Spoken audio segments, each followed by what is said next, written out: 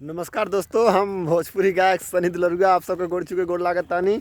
हमें आशा न पूर्ण विश्वास बाकी ये जो वीडियो हम आप सबके बीच में भेज रहा बानी बहुत ही पसंद आई।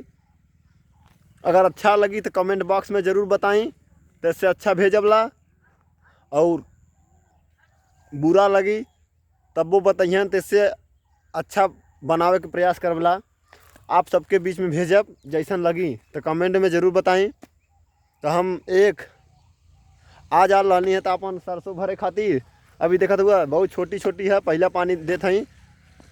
तो हम कहनी है कि एगो वीडियो खेसारी भैया पर याद आ गल गाना माइंड में, तो हम कहनी है कि थोड़ा गा के सुना दी आप लोगन के, ताकि आप लोगन बताइए रियल आवाज़ कैसन लगा सनी भैया का। सुनाई तसानी अजय के जैसन के हुआ भारी ना होई। और आगे सुनाई, अरे पिंटू मनोज के जैसन केहू अभारी ना होई। तब भैया आगे का हवलो, तो केहू के तनो कमर हिलई है बाकी खेसारी ना होई है। तब के तनो कमर हिलई है बाकी खेसारी ना होई है।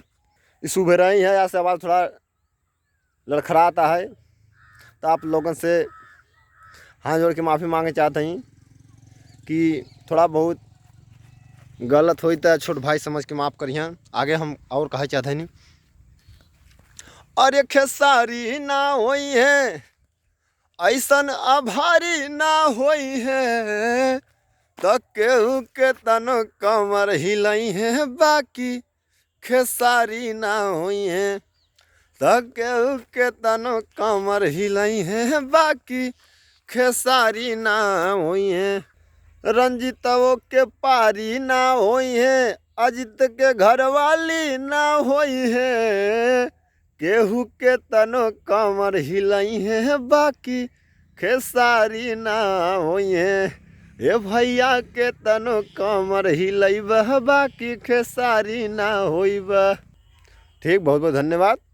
हम सनी दुलरुआ ऑफिशियल चैनल पे ये वीडियो का अपलोड करबला, देखिए, लाइक करिए, सब्सक्राइब करिए, कमेंट बॉक्स में ज़रूर बताइए, और भाई बंधु को भी शेयर करिए, व्हाट्सएप पे स्टेटस भी लगाइए खेसारी भैया के जितने भी फैन हुए। ठीक, बहुत बहुत धन्यवाद।